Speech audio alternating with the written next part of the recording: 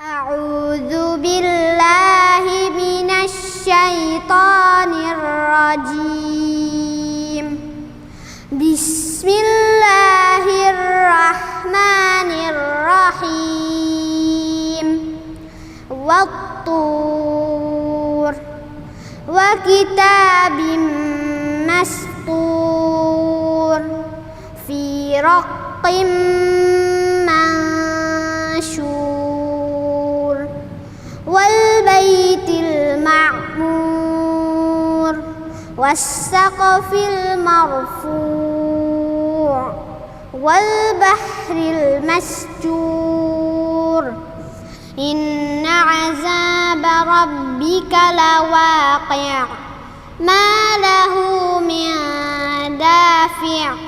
Yawma tamurus samaa'u mawra wa tasirul jibalu sayra. Fawailun yawma idzil lil mukazzibin allazina hum fi khawdin yal'abun. Yawma yud'auna ila nari jahannama da'wa. Hazihin narul lati kuntum biha tukazzibun. Shadaqallahul azim.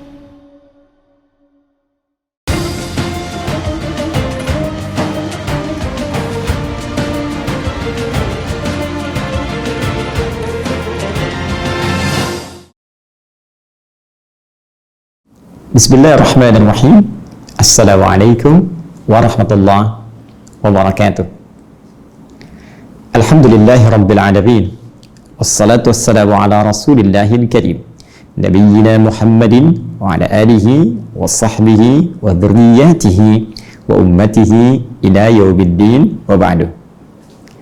Saudara-saudariku, pemirsa dimanapun Anda berada, alhamdulillah, bersyukur kepada Allah subhanahu wa ta'ala, kita dipertemukan kembali dalam program Aku Suka di edisi yang ke-22. Kita awali dengan bermohon kepada Allah subhanahu wa ta'ala, semoga seluruh aktivitas ibadah kita yang telah kita tenun maksimal kita tunaikan dari awal siam Jumat sampai ke hari 22 ini Jumat, diterima oleh Allah subhanahu wa ta'ala dengan penerimaan terbaik insyaallah. Baik pemirsa, dimanapun Anda berada, kita akan coba melanjutkan bahasan kita dengan satu pelengkap dalam kajian i'tikaf, yaitu tema yang tidak kalah penting yang menentukan apakah i'tikaf yang kita tunaikan berhasil atau memang perlu penyempurnaan dengan menunjukkan kepada Allah subhanahu wa ta'ala yang telah kita tenun lelah di hari-hari sebelumnya sampai detik kita i'tikaf. Kita buktikan semua itu punya nilai di hadapan Allah subhanahu wa ta'ala. Maka tema kita hari ini, kita akan ambil indikator atau ukuran penerimaan i'tikaf di sisi Allah subhanahu wa ta'ala. Indikator penerimaan i'tikaf. Baik teman-teman, kita fokus sejenak untuk memahami konsep besar dari tema ini. Kita telah uraikan di pertemuan yang lalu bahwa i'tikaf adalah ibadah yang khususnya didesain saat Ramadan untuk mengondisikan diri kita agar bisa fokus, khusyuk, tenang, sekaligus bisa meningkatkan kuantitas dan kualitas ibadah kita dalam mendekat kepada Allah subhanahu wa ta'ala. Karena itulah saat kita berusaha menunaikan i'tikaf, maka agenda inilah yang sesungguhnya ingin coba kita capai. Dan karena itulah Al-Quran bahkan memberikan isyarat kita untuk mencari tempat yang memiliki sifat bisa menjadi pusat spiritual, ya, nyaman kita menunaikan ibadah, dan punya sifat yang menenangkan supaya aman dan tentram saat kita bertaqarrub kepada Allah Subhanahu wa taala. Sifat ini digambarkan oleh Al-Qur'an dapat terpenuhi dalam satu tempat yang disebut dengan masjid. Ini yang diisyaratkan dalam pertengahan di Quran surah kedua Al-Baqarah pertengahan ayat 187 itu. Wala tubashiruhunna wa antum aakifuna fil masajid. Dan kemarin saya tegaskan, dalam kondisi yang tidak biasa seperti kondisi pandemi COVID-19 ini yang tengah kita hadapi, wabah corona yang menjadikan sebagian tempat sulit untuk bisa memaksimalkan masjid dalam konteks i'tikaf, maka kaidah berkata ma la yu'khadhu kulluhu la yutraku kulluhu. Sesuatu yang nggak bisa kita ambil semuanya, maka setidaknya jangan tinggalkan keseluruhannya. Esensi i'tikaf mencari tempat ini supaya mendapatkan poin ini, aura ini. Maka ini yang coba kita bawa dan kita kondisikan di tempat yang berbeda, walaupun dia tidak di masjid, tapi mungkin kita bisa kondisikan dalam satu ruang tertentu di rumah atau tempat kita menetap. Bawa suasana ini, kondisikan dalam satu ruangan khusus yang di situ kita kondisikan selama 10 hari terakhir Ramadan saja. Tersisa kurang lebih 7-8 malam dari saat ini. Kondisikan, desain itu hanya untuk kepentingan taqarrub saja. Kepentingan kita untuk beribadah kepada Allah saja. Kepentingan melahirkan esensi i'tikaf saja. Bikin tenang, keluarkan hal-hal yang bisa mengganggu proses ibadah kita. Ya, kalau ada majalah keluarkan dulu, isi dengan mushaf-mushaf Al-Quran, isi dengan pelajaran-pelajaran ilmu yang bisa mendekatkan kita dengan Allah Subhanahu wa taala. Maka esensi itu pun kita bisa dapatkan. Dan penting saya tegaskan bahwa korelasi masjid itu tidak ada kaitan langsung dengan Lailatul Qadar. Ini penting saya tegaskan sekali lagi. Lailatul Qadar, malam Al-Qadar, yang segala kemuliaannya telah tuntas kita uraikan berdasarkan keterangan Al-Quran dan hadis-hadis Nabi Sallallahu Alaihi Wasallam, ini hanya bisa diraih teman-teman sekalian melalui perjuangan ibadah yang memaksimalkan malam. Artinya, untuk mendapatkan ini syaratnya sederhana, ibadah. Bangun Anda ibadah di malam ini. Malam-malam yang diisyaratkan oleh Nabi Sallallahu Alaihi Wasallam, ya, ada kondisi dan isyarat tertentu yang menunjukkan kemungkinan malam Al-Qadar hadir atau datang di malam-malam itu. Khususnya 10 malam terakhir di bulan Ramadan. Baik, jadi bukan berarti kalau Anda nggak i'tikaf di masjid, Anda akan kehilangan malam Al-Qadar. Tidak. Kalau Anda kerjakan di rumah pun, di ruang yang telah Anda kondisikan, yang penting setiap malamnya Anda bangun, yang penting setiap malamnya Anda investasi waktu, walaupun hanya 15 menit, 30 menit, bangun setengah 3 atau bangun jam 3, ibadah Anda di situ, setiap malam konsisten bangun, maka besar kemungkinan Anda akan dapat meraihnya. Ya, sebaliknya, kalaupun ada suasana tenang, bukan termasuk kawasan pandemi, Anda pergi ke masjid, tapi Anda hanya tidur saja di masjid, malamnya tak bangun, maka besar kemungkinan Anda tidak mendapatkan malam Al-Qadar. Bagi yang sering bertanya, bagaimana Ustadz kalau saya perempuan misalnya dalam kondisi sedang haid? Tidak ada masalah. Haid tidak menghalangi Anda untuk bangun di malam hari. Tapi Anda punya amalan terbatas yang bisa Anda kerjakan dalam kondisi haid. Ya, contoh apa? Anda bisa perbanyak istighfar. Bukankah masih ingat Nabi mengajarkan kalimat kepada Sayyidah Aisyah radhiyallahu taala anha ketika beliau bertanya, "Madza aqulu fiha?" Kalau bertepatan dengan izin Allah dapat malam itu ya Rasulullah, apa yang saya bacakan? Doa apa yang saya baca? Maka Nabi ajarkan, quli, katakan, Allahumma innaka afuwun tuhibbul afwa fa'fu anni. Maka Anda bisa sampaikan zikir ini. Ya, syarat mengucapkan zikir ini bukan dalam keadaan Anda harus suci atau haid. Dalam setiap kondisi Anda bisa ucapkan ini dengan kondisi yang dibenarkan. Yang tidak Anda kerjakan mungkin salat, kan, baca Al-Quran, tapi zikir terbatas Anda bisa, istighfar bisa, doa bisa, silahkan maksimalkan. Baik. Kemudian kita kaitkan teman-teman sekalian dengan kondisi ini. Teruskan. Maksimalkan ibadah di sini. Dapatkan suasana ini. Nah, kalau kita ingin mengukur, setelah saya mencoba memaksimalkan ini. Sekarang 22 malam 23. ya, malam 24, malam 25, saya betul fokus ingin ibadah. Pertanyaannya sekarang ada 2 sampai 3 bahasan yang kita akan selesaikan. Dan saya harap teman-teman bisa fokus di sini. Karena bahasan penting, kadang-kadang juga godaannya tidak mudah. Ya, sudah nunggu-nunggu buka, dengar suara tukang es krim. Kita mau ngambil beli es krim dulu. Atau kadang-kadang pengen ngerjain ini, ngerjain itu, sehingga fokus pendengaran kurang maksimal. Sekarang kita lihat baik-baik. Turunan pertanyaannya adalah 1. Fokus. Kesini kan persoalan Lailatul Qadar dulu. Apa indikator terkait penerimaan i'tikaf yang juga mendapat isyarat diketahuinya malam Al-Qadar? Apakah ada indikator saat i'tikaf itu? Turunan persoalan pertama. Indikator saat i'tikaf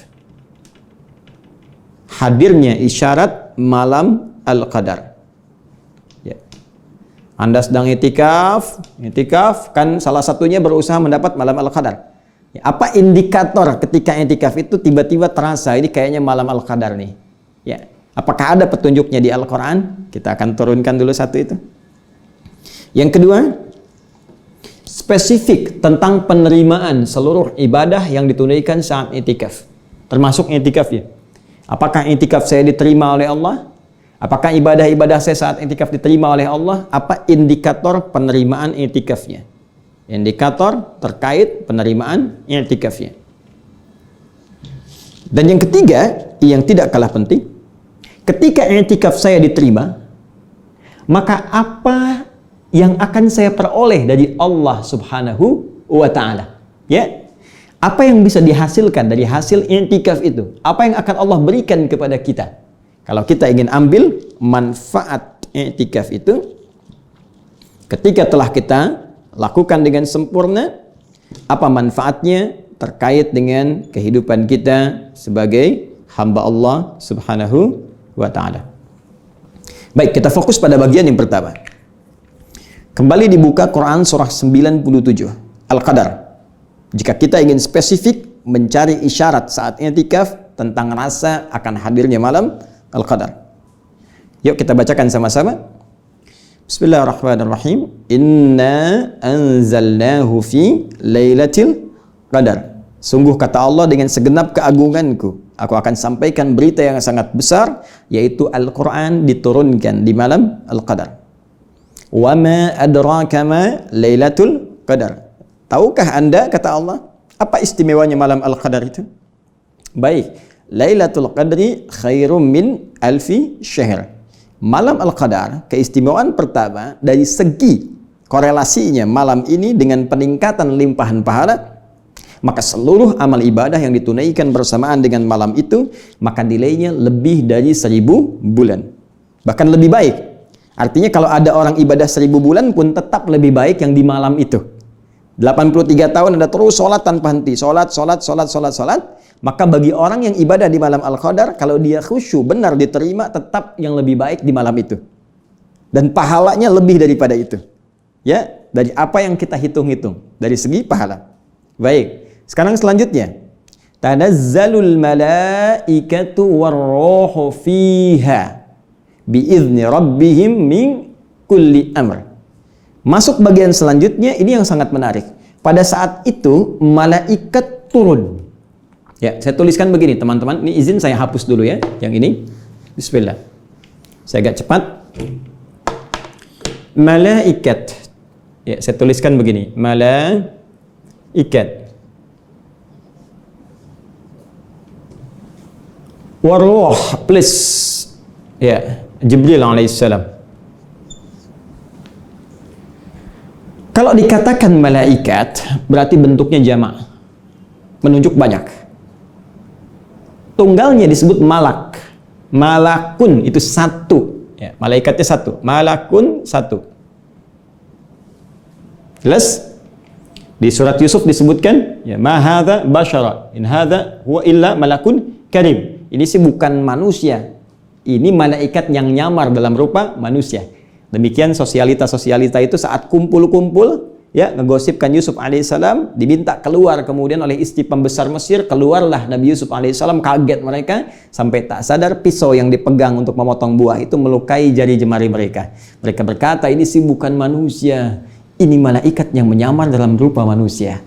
Ya, satu disebutnya malakun karim. Kalau satu itu malakun. Ya, contoh lain, setiap yang meninggal satu didatangi satu malaikat. Setiap yang meninggal, yaitu malakul maut. Di Quran surah 32 ayat 11. Qul yatawaffakum malakul mautil ladzi wukila bikum. Katakan Muhammad SAW, setiap ada orang wafat, satu malaikat akan diutus untuk bertugas mengambil nyawanya. Tapi kalau bentuknya berubah menjadi begini, malaikah artinya banyak. Ya, sepanjang tak dibatasi, banyak. Saya ulang, sepanjang tak dibatasi, banyak. Dalam satu peperangan Nabi SAW dijanjikan oleh Allah diturunkan 3.000 malaikat, 5.000 malaikat, demikian ditegaskan di surah Ali Imran itu, ya, baik 3.000, 5.000, artinya terbatas jumlahnya. Tapi kalau sudah disebutkan gak ada batas, banyak malaikatnya. Yang paling spesial, kalau 1-2 malaikat istimewa ditunjuk juga dalam kalimat itu. Ya, contoh begini misalnya, saya katakan, insya Allah nanti Bapak Ibu sekalian dalam Idul Fitri semua warga Indonesia akan sholat Idul Fitri. Ya, juga Bapak Presiden, misal. Baik, bukankah ketika disebutkan juga Bapak Presiden menunjuk sesuatu keistimewaan tertentu? Ya, di lokal juga Bapak Bupati, dalam komplek juga Bapak RW. Ya, ini kan menunjuk sebuah keistimewaan. Baik, kadang-kadang kalau kita ingin menyebutkan yang spesial, ya, kadang-kadang kalau kita ingin menyebutkan yang spesial, bukankah kita sebutkan di akhirnya? Ya kan? Harapan 3, harapan 2, harapan 1, juara 3, 2, 1, spesial. Pun demikian. Ini ar-Ruh menunjuk malaikat Jibril. Sebetulnya Jibril itu malaikat juga. Ya, kan Allah bisa mengatakan begini, sudah tanazzalul malaikat. Ini nggak usah disebut karena ini pun malaikat juga. Tapi ketika ingin menunjukkan satu nama tertentu untuk menunjuk peran yang sangat luar biasa. Jibril sayyidul malaikah, pemimpin para malaikat. Tuh, saking mulianya Nabi Muhammad ketika ditunjuk dari kalangan malaikat, menurunkan wahyu kepada beliau, naik status malaikatnya jadi pemimpin malaikat. Tugas malaikat Jibril, sering saya sampaikan, menurunkan wahyu. Wahyunya telah selesai, nggak ada nabi lagi. Tapi spesial di malam Al-Qadar turun memimpin golongan malaikat turun ke bumi. Spesial. Apa korelasinya dengan malam Al-Qadar ini? Nah, banyak ulama mengatakan begini, karena malaikat itu turun, banyak yang turun sehingga mengisi bumi. Ya, sampai-sampai ada yang mengatakan keadaan bumi itu udah penuh dengan sesaknya malaikat yang turun, berdesakan, sesak. Saya pernah membuat ilustrasi, kalau saya punya bejana begini, saya simpan kelereng satu, saya goyang-goyang pasti ya, ada bunyi, simpan kelereng 3, 4, 5, bunyi benturan, tak tek tok, tak tek tok, tak tek tok. Tapi kalau Anda masukkan kelereng memenuhi semua tempat ini, ya, walaupun ada celah-celah sedikit celah, tapi penuh, Anda goyangkan, bukankah diam? Ya kan? Nah, ini yang paling menarik teman-teman sekalian. Keutamaan malam Al-Qadar bukan sekedar turunnya malaikat min kulli amr. Dari setiap persoalan kita mohon pada Allah, malaikat mengaminkan. Bisa doa diaminkan, bisa istighfar diaminkan supaya diampuni. Tapi juga kata para ulama sebagian berpendapat ini memberi tanda kepada kita bahwa saat malaikat turun, bumi menjadi sesak oleh malaikat, sehingga dengan keadaan yang tertutup itu suasana sekitaran menjadi terasa lebih hening, tenang. Karena tertutup, suara angin kencang tertutup dengan malaikat, kan? Berisik-berisik dari alam yang biasa normal tak terdengar. Suasana lebih teduh, lebih tenang. Dengan ketenangan ini, bahkan kata Al-Quran, salam, ada perasaan tentram ke jiwa. Jadi feel-nya beda, agak lain dengan hari-hari biasa. Ini kok malam ini kok kayak tenang banget ya? Ya, Anda keluar jam 2 misalnya kan, terus rasanya beda dengan malam-malam biasa. Hawanya tenang. Ya, terus tumbuh-tumbuhan juga semilirnya itu nggak terlalu kencang, bahkan sebagian pohon-pohon kelihatan kayak tunduk, gitu kan? Ya, ada setiap orang yang kalau dia mampu bangun di setiap malam Ramadan, terutama dia di pertengahan malam, jam 2, ya, setengah 3, jam 1, itu pasti akan punya rasa yang beda dalam jiwanya. Nah, rasanya kata Al-Quran disebut dengan salam, ada perasaan damai. Terus alamnya tenang, tentram. Ya, dan itu terbawa sampai besoknya. Matahari terbitnya nggak terlalu terik, terus enak kelihatannya, teduh. Ini yang saya maksudkan dengan isyarat dalam Al-Quran yang memberikan indikator saat i'tikaf boleh jadi malam itu terasa seperti suasana malam Al-Qadar.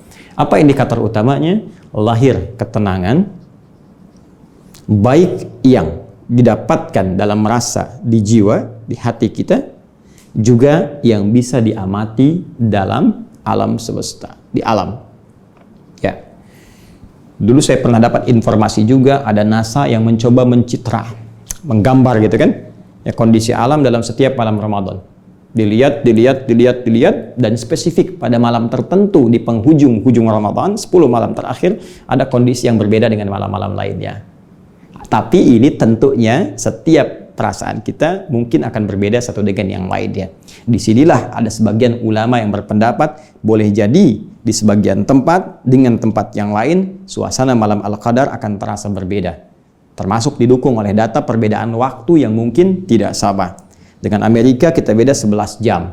Malah antar negara bagian bisa berbeda juga waktunya. Boleh jadi di sini kita sudah malam, di sana masih siang, ya kan? Demikian sebaliknya. Namun yang lebih kita konsentrasikan adalah setiap tempat hanya akan mendapatkan satu malam saja. Jadi kalau di Indonesia malam ini dapat, belum tentu kita dapatkan di malam-malam berikutnya. Tempat lain mungkin tak sama, demikian sebagian ulama menafsirkan. Tapi yang kita perlukan adalah konsentrasi kita untuk beribadah maksimal. Yang penting bangun tiap malam, begitu mendapatkan feel yang dimaksudkan ini, maksimalkan untuk ibadah.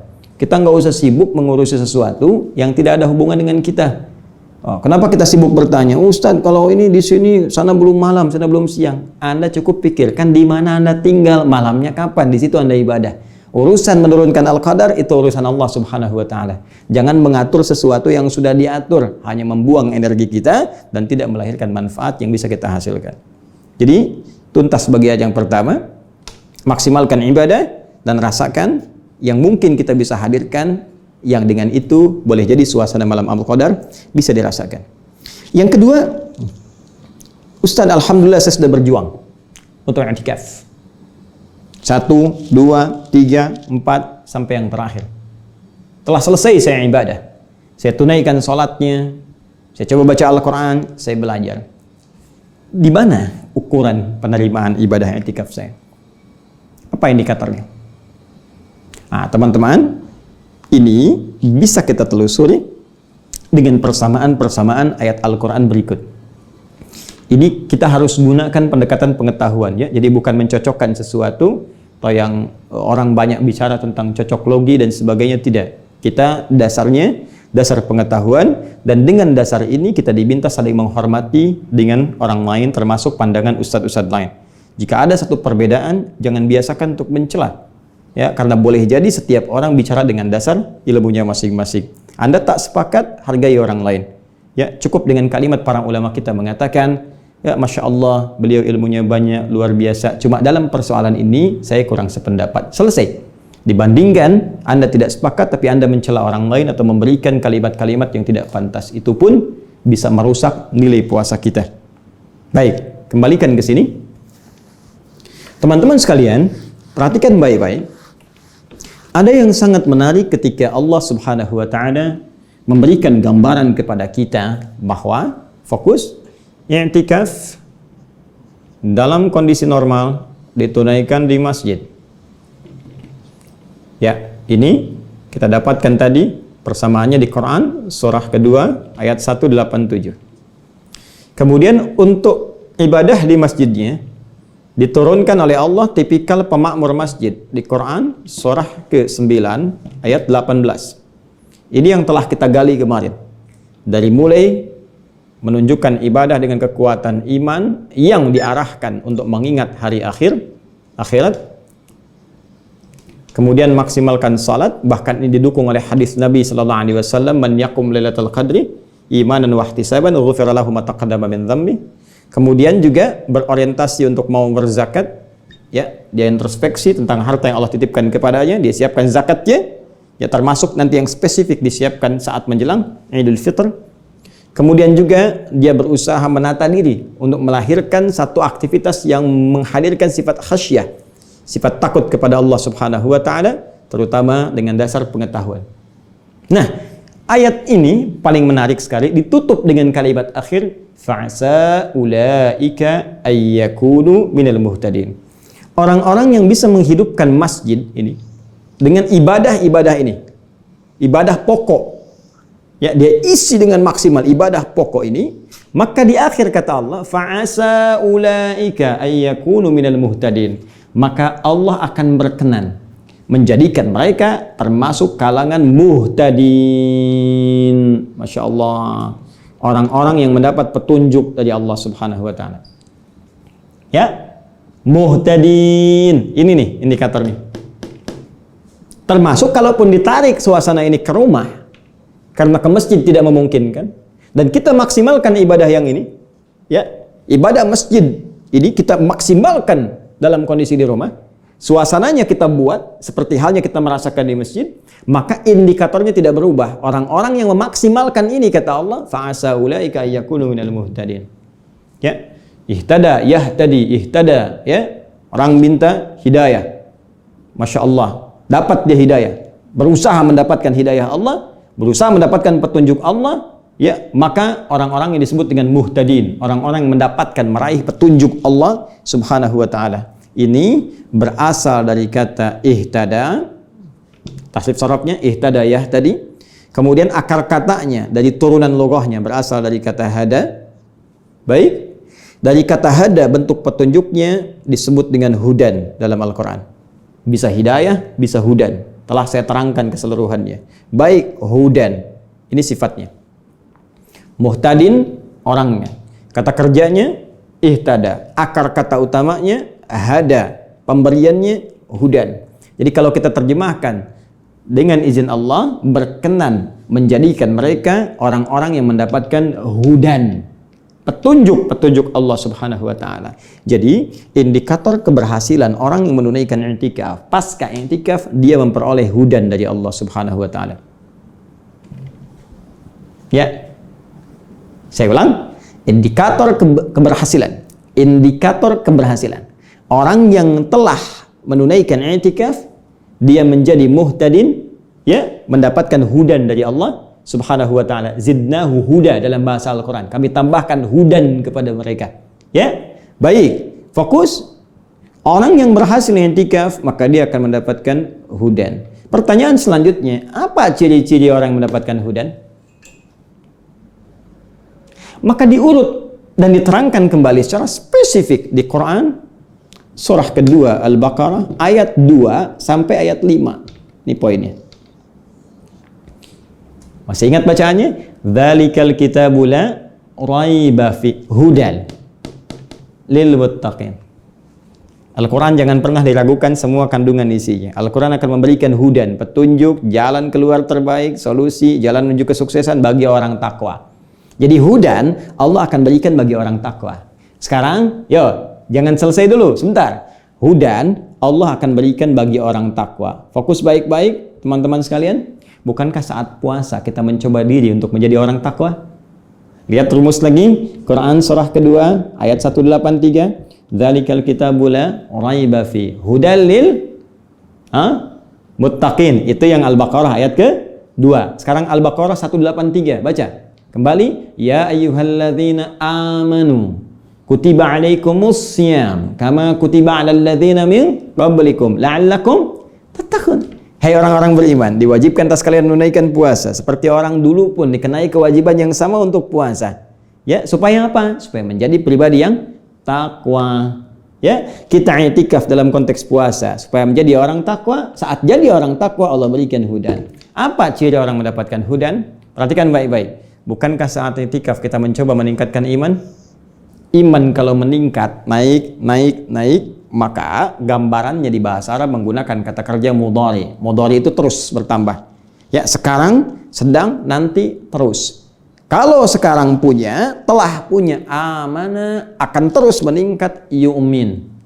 Baik, maka ayat 3-nya, alladzina yu'minuna bil ghaib. Orang yang telah mendapatkan hudan akan mendapatkan dari sisi Allah Subhanahu wa Ta'ala tambahan kekuatan iman. Semakin yakin dengan Allah Subhanahu wa Ta'ala. Ya, jadi kalau i'tikaf kita sudah selesai, kita semakin yakin dengan Allah Subhanahu wa Ta'ala. Semakin punya satu hubungan yang kuat. Transmisinya kuat, sinyalnya kuat. Nah, karena sinyalnya kuat, wa yuqimunas shalah. Untuk sholat mudah dilakukan. Saat i'tikaf latihan sholat, malamnya bangun, pasca i'tikaf senang tahajud, senang sholat witir, siangnya senang duha, senang syuruk, senang sholat mutlak. Nambah ternyata dari sebelumnya. Wa mimma razaqnahum yunfiqun. Saat i'tikaf dilatih untuk zakat ini. Ya, zakat kan yang fardu, yang wajib. Pasca i'tikaf malah yang senang juga, yang sunnah juga senang. Yang sunnah pun senang. Infak, wa mimma razaqnahum yunfiqun. Infak kan ada yang sunnah, senang berbagi. Ya, senang berbagi. Walladzina yu'minuna bima unzila ilaik wa ma unzila min qablik wa bil akhirati hum yuqinun. Tuh, unsurnya terpenuhi semua. Senang interaksi dengan Al-Quran, wahyu yang turunkan ya kepada Nabi Muhammad SAW. Yu'minuna bima unzila ilaik, kepada Nabi Muhammad SAW. Senang tilawah Quran, senang belajar, yakin pada nabi-nabi yang terdahulu sebagai seorang nabi. Yang paling penting orientasi hidupnya wabil akhirati. Nih, kembali ke sini. Hum yuqinun. Sekarang untuk akhirat, kerjanya ibadah karena Allah. Kalau sudah karena Allah, mustahil cari rezeki yang haram. Bergeraknya pada yang halal, terjadi perubahan dahsyat pada hidupnya. Dan yang paling luar biasa, ulaika ala hudan. Kembali ke sini. Mir rabbihim. Maka mereka itulah ciri-ciri orang mendapatkan hudan dari Allah Subhanahu wa taala. Wa ulaika humul muflihun, dan mereka pasti dijamin hidupnya bahagia oleh Allah. Jadi ternyata orang kalau selesai i'tikaf, hidupnya lebih bahagia. Orang kalau selesai i'tikaf, hidupnya lebih taat. Orang kalau selesai i'tikaf, hidupnya lebih tenang dan lebih dekat dengan Allah Subhanahu wa taala. Karena itu, jika kita ingin mengukur apakah i'tikaf yang kita kerjakan saat ini mampu merubah pribadi kita, mendapatkan ukuran tadi, kebahagiaan, ketenangan, kedekatan dengan Allah, peningkatan ibadah, maka silahkan cek dan buktikan. Jangan menyimpulkan, tapi buktikan. Pasca i'tikaf, kita menjadi pribadi lebih baik di hadapan Allah Subhanahu wa taala. Jika itu sudah bisa kita raih, maka akan ada bagian terakhir yang akan melengkapi kehidupan kita. Apa bagian terakhir ini? Inilah rahasia yang pernah didapatkan Nabi Ibrahim alaihissalam, diisyaratkan di Quran surah ke-19 Maryam. Ayat ke-49. Teman-teman sekalian. Paling kiri agak ke bawah, di halaman 308 di mushaf standar, di baris 12 sampai 13. Masih ingat yang saya sampaikan pertemuan lalu saat saya mengutip Quran surah ke-21 ayat 52? Nabi Ibrahim mengingatkan kepada kaumnya, ya, idz qala li abihi wa qaumihi ma hadhihi tamathilul lati antum laha aakifun. Ketika beliau mengingatkan kepada kaumnya, termasuk ayahnya saat itu, apa sih keistimewaan patung-patung ini, berhala-berhala ini, sehingga kalian fokus sekali, sehingga sulit diingatkan untuk berpaling dari itu, mendekat kepada Allah. Diajak dikenalkan Allah, marah-marah, mencela, ngancam, mau bakar, mau lemparin. Apa sih saking pentingnya yang kalian hadapi sampai fokus betul nggak mau berpaling, ya kan? Baik. Yang paling menarik, ketika Nabi Ibrahim tidak ikut suasana itu, beliau tinggalkan segala hal yang membuat beliau jauh dari Allah Subhanahu wa taala. Gak bisa mendekat kepada Allah, sulit ibadah, sulit bertauhid. Tinggalkan semua itu, berpindah pada kehidupan yang lebih baik. Maka apa yang didapatkan? Perhatikan baik-baik. Mereka i'tikaf dengan berhalanya, Nabi Ibrahim pindah dari situ, i'tikaf mendekat kepada Allah. Bukankah esensi i'tikaf mengondisikan diri untuk lebih fokus kepada Allah sehingga tidak terganggu dengan yang lain? Falamma i'tazalahum wa ma ya'buduna min dunillah. Buka Quran surah 19 ayat 49. Maka tatkala Nabi Ibrahim itu berlepas diri dari mereka, meninggalkan segala hal yang menjauhkan diri dari Allah Subhanahu wa taala, bisa fokus mendekat kepada Allah, menjauhkan segala sesembahan selain Allah Subhanahu wa taala. Wahabna lahu Ishaq wa Yaqub. Masya Allah. Maka dianugerahilah oleh Allah Subhanahu wa taala melalui rahim istri tercinta beliau yang divonis secara medis tak mungkin punya keturunan. Karena dalam bahasa medis secara klinis, mohon maaf, disebut sudah monofus dan mandul. Gak mungkin. Sayyidah Sarah alaihissalam, maka ketika bisa berpaling dari semua hal, mendekat kepada Allah, fokus, tiba kemudian Allah berikan anugerah dari satu hal bahkan yang menurut manusia mustahil. yang bagi Allah tiada batas. Sarah diberitakan oleh Allah akan mengandung, melahirkan anak-anak yang cerdas, yaitu Ishak. Dari Ishak nanti turun Ya'qub alaihissalam. Ya, wa kullan ja'alna nabiyya, dan keduanya menjadi nabi. Ishak nabi, Ya'qub nabi, dari Ya'qub turun Yusuf, nanti terus ke bawah generasinya. Yang ingin saya bicarakan begini.